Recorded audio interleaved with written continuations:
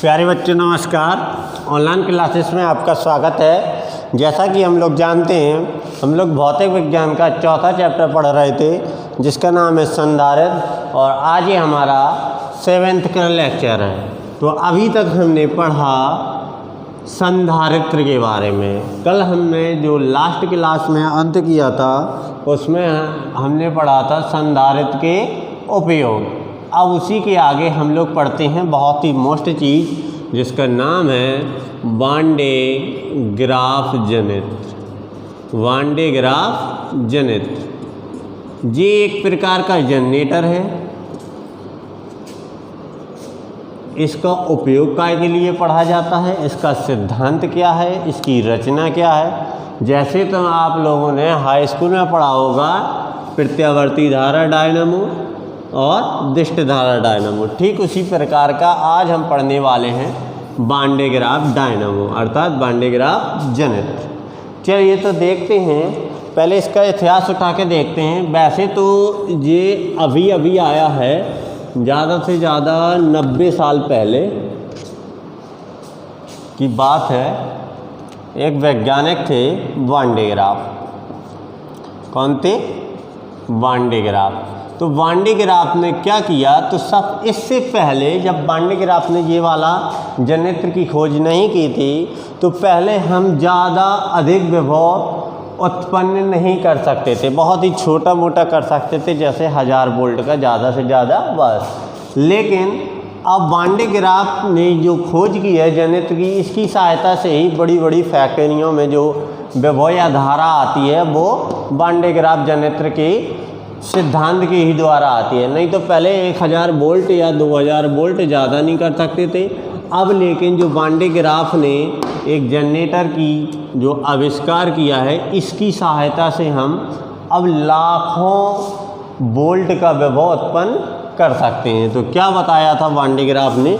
वान de graph ने सन 1931 ईस्वी में, कितने साल पहले की बात है, लगभग ही 90 है ना, सन 1931 ईस्वी में एक ऐसे जनरेटर का आविष्कार किया जिससे अति उच्च विभव अर्थात 10 की पावर 6 वोल्ट, कितना हो गया लगभग ये 10 की पावर 6 वोल्ट का मतलब सोचो, अब ये 10 लाख वोल्ट का विभव हम इस साइंटिस्ट की वजह से हम लोग प्राप्त कर सकते हैं। और उस युक्ति का नाम क्या है? वान डे ग्राफ जनित्र। तो यदि कोई पूछे कि वान डे ग्राफ की खोज किसने की, तो वान डे ग्राफ जनित्र की खोज वान डे ग्राफ ने की है। नाम ही से पता चल रहा। कब की? 1931 ईस्वी में की। इसका क्या फ़ायदा हुआ? इसका फ़ायदा हमें ये हुआ कि इसकी सहायता से अब हम लाखों वोल्ट का विभव उत्पन्न कर सकते हैं, जिसकी सहायता से बड़ी बड़ी फैक्ट्रियों में धारा भेजी जाती है। तो अब हम चलिए देखते हैं वान डे ग्राफ की परिभाषा या वान डे ग्राफ जनित्र की परिभाषा, उसी को समझेंगे। तो हेडिंग डाल लेंगे वान डे ग्राफ जनित्र। देखिए, हमें वान डे ग्राफ जनित्र ये एक लॉन्ग आंसर है और ये लॉन्ग आंसर में ही आता है हमेशा, शॉर्ट में कभी नहीं आता है, सीधा आता है। वान डे ग्राफ जनित्र क्या है, इसका सिद्धांत, कार्यविधि तथा संरचना का वर्णन कीजिए। तो चलिए हमें देखना है वान डे ग्राफ जनित्र। तो कितने की बात है? सन 1931 ईस्वी में वैज्ञानिक थे। वैज्ञानिक का नाम क्या था? वैज्ञानिक वान डे ग्राफ ने एक ऐसे जनित्र की रचना की या आविष्कार किया। एक ऐसे जनित्र का, यदि रचना लिखना है तो यहाँ की लिखेंगे, आविष्कार लिखना है तो यहाँ का। एक जनित्र का आविष्कार किया। कैसा आविष्कार किया? जिसकी सहायता से अति उच्च वोल्टेज, लगभग कितने का? लगभग 10 की पावर 6 वोल्ट का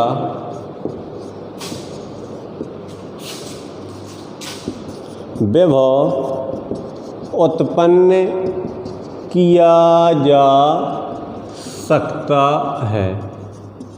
अब बात आती है, ये तो हमने विभव तो उत्पन्न कर लिया, लेकिन इसका उपयोग काय के लिए करेंगे? वही बताया, बड़ी बड़ी मशीनों को चलाने के लिए। अब बड़ी बड़ी मशीनों में धारा कैसे जाएगी? जब इलेक्ट्रॉनों में गति होगी तो एक जगह से दूसरी जगह इलेक्ट्रॉन जाएंगे, तो क्या होगा? इसी उच्च विभव का उपयोग जो होता है इलेक्ट्रॉनों को त्वरित करने के लिए किया जाता है। जो इससे ये विभव उत्पन्न हुआ है, विभव उत्पन्न होने से इसमें बहुत ही ज़्यादा वैद्युत क्षेत्र उत्पन्न हो जाता है, जिसके कारण इलेक्ट्रॉन में गति कराने में उसका उपयोग किया जाता है। तो आप पैराग्राफ चेंज करके भी लिख सकते हैं, विभव उत्पन्न होने के कारण, विभव उत्पन्न होने से अति उच्च वैद्युत क्षेत्र उत्पन्न हो जाता है। वैद्युत क्षेत्र उत्पन्न हो जाता है, जिसका उपयोग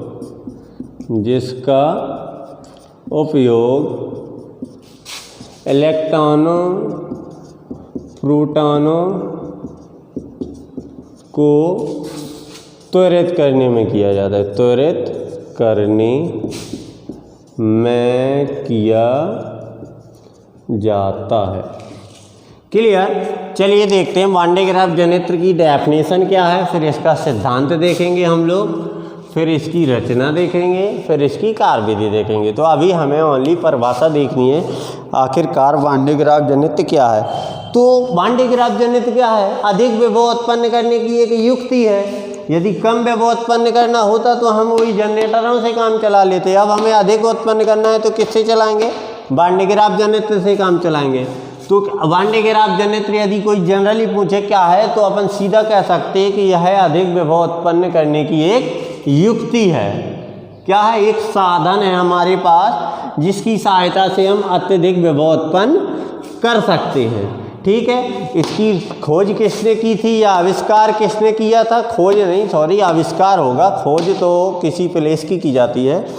तो ये इसका आविष्कार किसने किया था? वान डे ग्राफ ने किया था। कब किया था? 1931 ईस्वी में। यह एक ऐसी युक्ति है जिसकी सहायता से अति उच्च विभव उत्पन्न किया जाता है। अब इस उच्च विभव के कारण हमें एक बहुत ही ज़्यादा वैद्युत क्षेत्र आ जाता है उत्पन्न, जिसकी सहायता से हम इलेक्ट्रॉन और प्रोटॉनों को त्वरित कर पाते हैं या उनको गति प्रदान कर पाते हैं। क्लियर? एक बार और देख लीजिए, सन 1931 ईस्वी में वैज्ञानिक वान डे ग्राफ ने एक ऐसी युक्ति की खोज की, जिसकी सहायता से, सॉरी खोज नहीं, एक ऐसी युक्ति का आविष्कार किया जिसकी सहायता से हम अति उच्च विभव उत्पन्न कर सकते हैं। इस अधिक उच्च विभव के कारण हमें अत्यधिक वैद्युत क्षेत्र उत्पन्न हो जाता है, जिसकी सहायता से हम इलेक्ट्रॉन प्रोटॉनों को गति प्रदान करते हैं। क्लियर? तो चलिए इसको नोट कर लीजिए।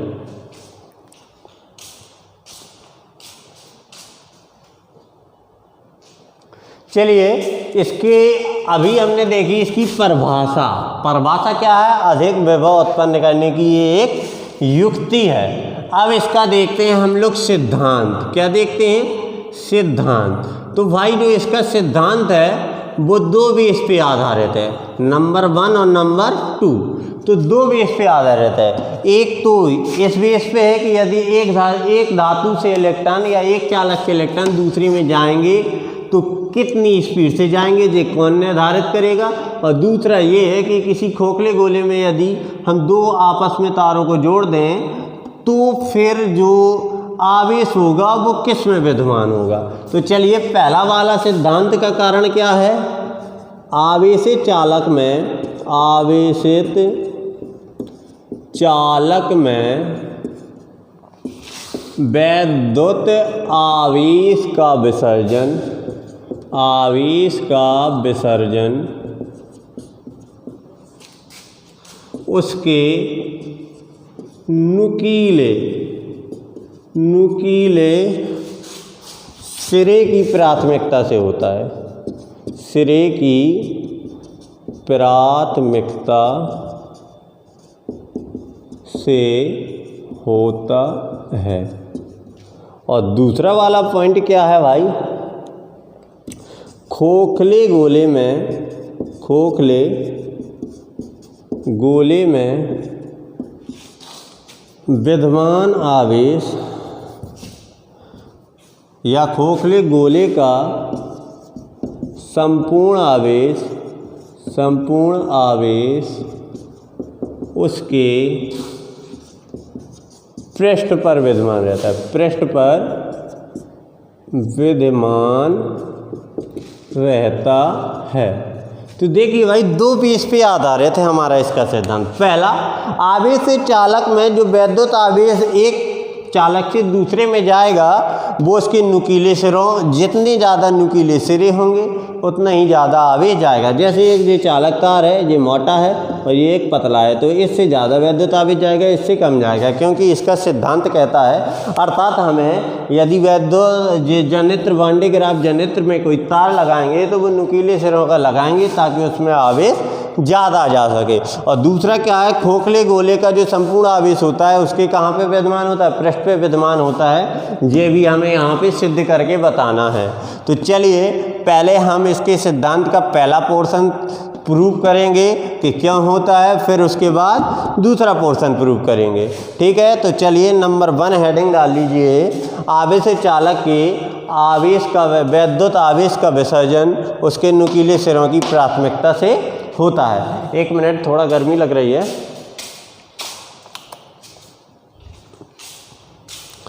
आवेश चालक में वैद्युत विसर्जन उसके कहाँ होता है, नुकीले सिरों के द्वारा होता है। चलिए इस बात को प्रूव करके दिखाते हैं कि ज़्यादा यदि नुकीले सिरे होंगे तो वैद्युत आवेश का विसर्जन ज़्यादा होगा। तो चलिए सिद्धांत का पहला पोर्शन प्रूव करते हैं, वैद्युत आवेश का विसर्जन उसके नुकीले सिरों का द्वारा होता है। तो पहली हेडिंग क्या है, चालक में वैद्युत आवेश का विसर्जन, वैद्युत आवेश का विसर्जन उसके नुकीले सिरों द्वारा होता है, नुकीले सिरों द्वारा होता है। तो चलिए बात करते हैं, चालक है कोई, उसका जो आवेश का विसर्जन होगा नुकीले सिरों द्वारा होगा। तो हम चलिए मान लेते हैं, माना कोई चालक तार है जिस पर +Q आवेश वितरित है। ठीक, हमने मान लिया एक चालक तार है जिस पर हमारा जो +Q आवेश है वो समान रूप से वितरित है। तो हमें पता है किसी बिंदु आवेश के कारण विभव, बिंदु आवेश के कारण विभव क्या होता है भाई, V = 1/4πε0 Q/R। यहाँ से हम यदि R की वैल्यू निकालेंगे तो क्या आएगी, Q = 4πε0 × R, यही आएगी इंटू V। ये आ गया हमारा आवेश का मान, ये है हमारा वैद्युत चालक में आवेश। अब इसका विसर्जन जो है इसके व्युत्क्रमानुपाती होता है, ये हमें बताएगा पृष्ठीय आवेश घनत्व, क्योंकि वही तो आवेश की मात्रा को निर्धारण करता है ना, एक पृष्ठ में कितना आवेश है। तो पृष्ठीय आवेश घनत्व ये हमें बताएगा, पृष्ठीय आवेश घनत्व क्या कहलाता है, सिग्मा = Q/A। ए हमारा गोलीय पृष्ठ है, इसलिए क्या आ जाएगा, सिग्मा = Q की वैल्यू 4πε0 R × V अपॉन में क्या आ जाएगा, 4πr²। एक R से एक R कैंसिल, पाई से पाई, 4 से 4। तो सिग्मा बराबर क्या आ गया हमारे पास, ε0 B/R। विभव देखिए हमें उत्पन्न करना है, तो ये हमारा पृष्ठीय आवेश घनत्व तो इस दूरी के क्या है, व्युत्क्रमानुपाती है। तार कैसे हैं, तार का सिरा यदि नुकीला हो जाएगा, सिरा नुकीला हो तो R बिल्कुल ही छोटी त्रिज्या का बन जाएगा, अर्थात R बराबर जीरो हो जाएगा। तो चलिए रखते हैं, तो सिग्मा बराबर क्या आ जाएगा, अनंत। देखिए जितना नुकीला था उतना ही ज़्यादा पृष्ठीय आवेश घनत्व आ गया, अर्थात हमारा सिद्ध हो गया है कि चालक में वैद्युत आवेश का विसर्जन उसके नुकीले सिरों की प्राथमिकता द्वारा होता है।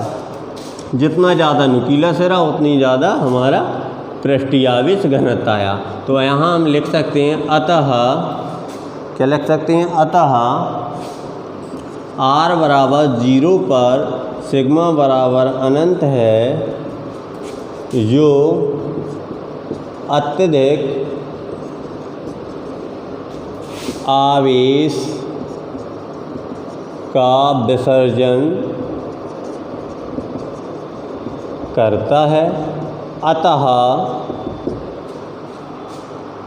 चालक तार में वैद्युत आवेश का विसर्जन, वैद्युत आवेश का विसर्जन उसके नुकीले तारों की प्राथमिकता से होता है, प्राथमिकता से होता है। देखिए भाई, हमने क्या किया, सिद्ध करने के लिए हमें किसी बिंदु आवेश के कारण विभव मालूम होता है, जी किया।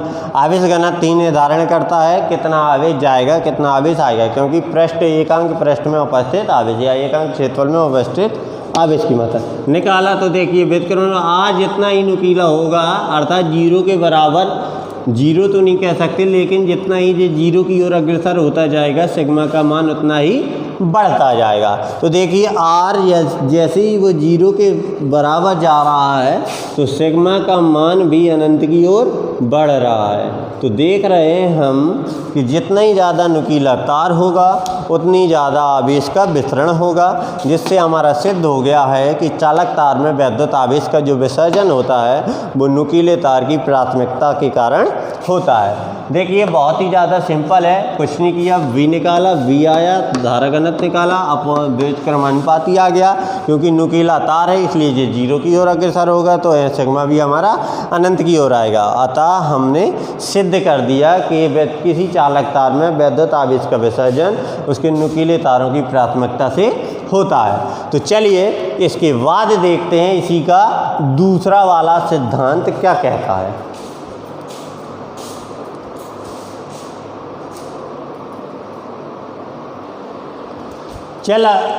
चलिए अभी इसी का दूसरा सिद्धांत देखते हैं क्या है। खोखले गोले का आवेश, खोखले गोले का आवेश, इसमें देखिए दूसरे लेसन की ज़रूरत पड़ेगी, वो वाला तैयार होना चाहिए।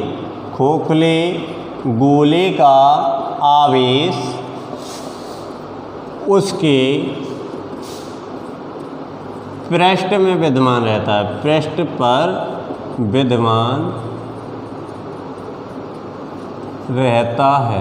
चलिए इसको सिद्ध करने के लिए हमने मान लिया, माना आर त्रिज्या का कोई गोला ए है जिस पर प्लस क्यू आवेश है।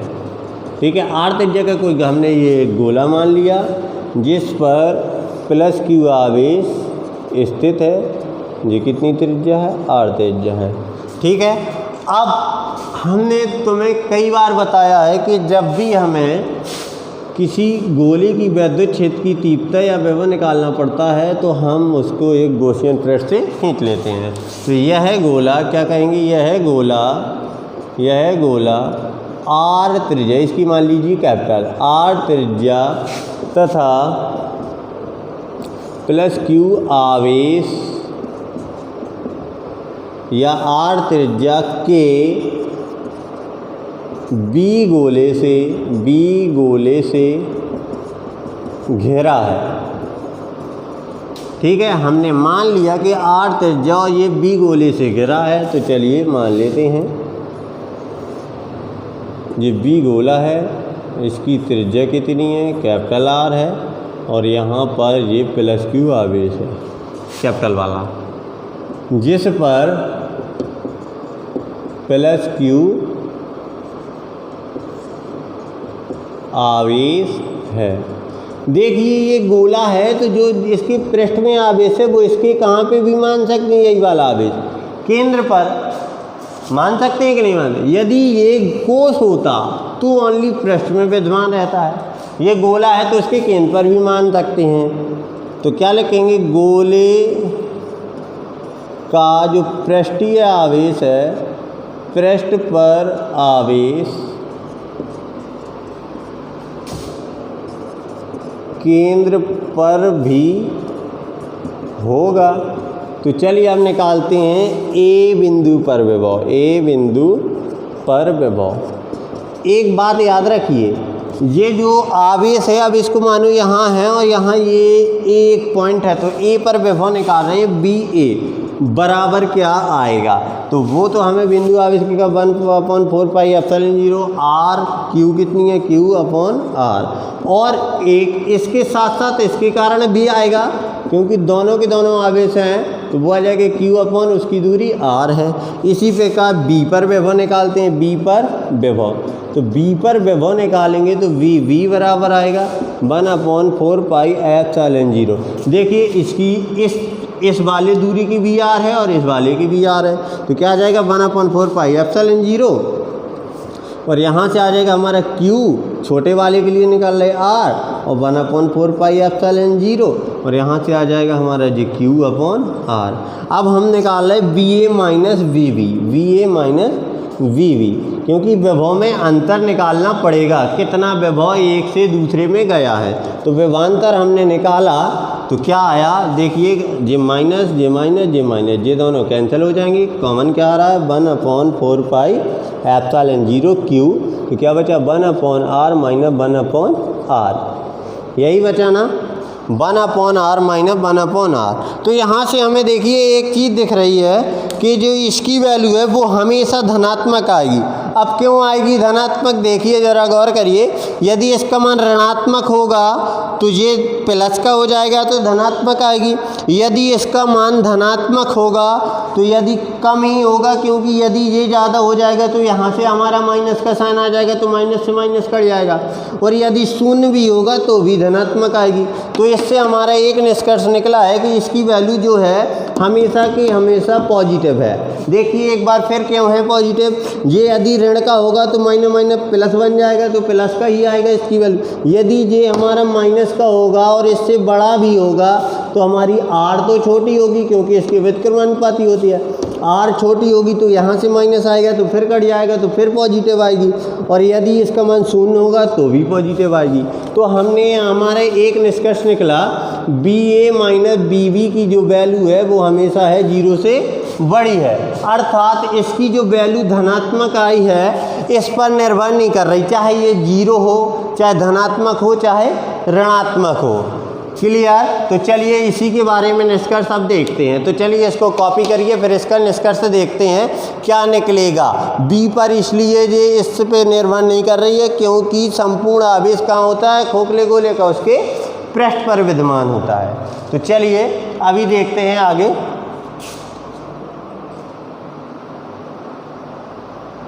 चलिए अब इससे एक निष्कर्ष निकालते हैं, क्या निकलेगा हमारा निष्कर्ष इससे।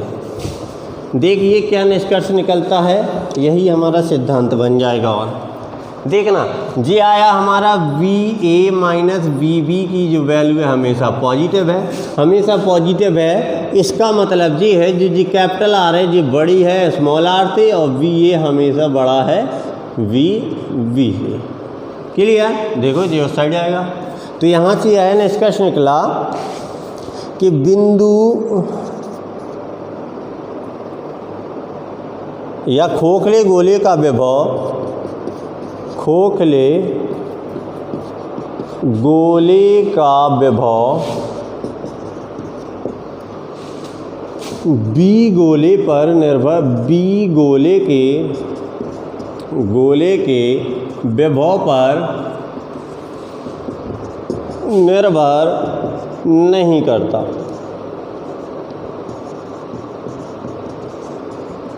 तथा हमें मालूम है VA बड़ा होगा VB से, अर्थात हम कह सकते हैं यदि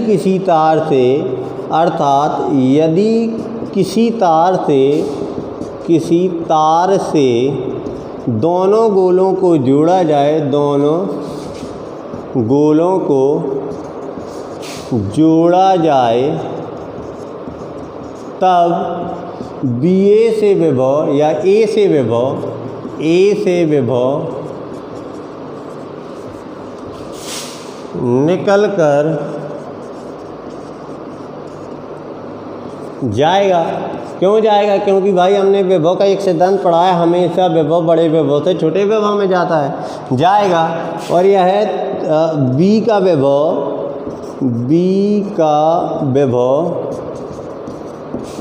तब तक बढ़ता रहेगा, कब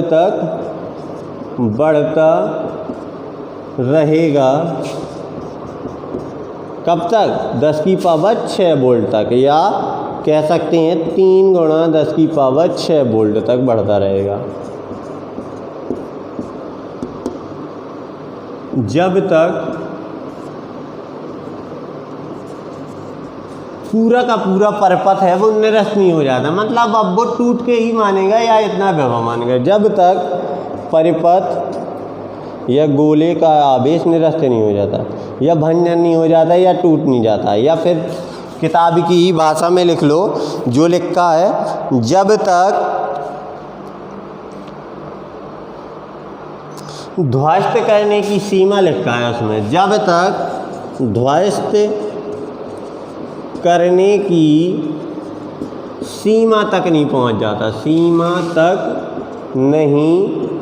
पहुंच जाता।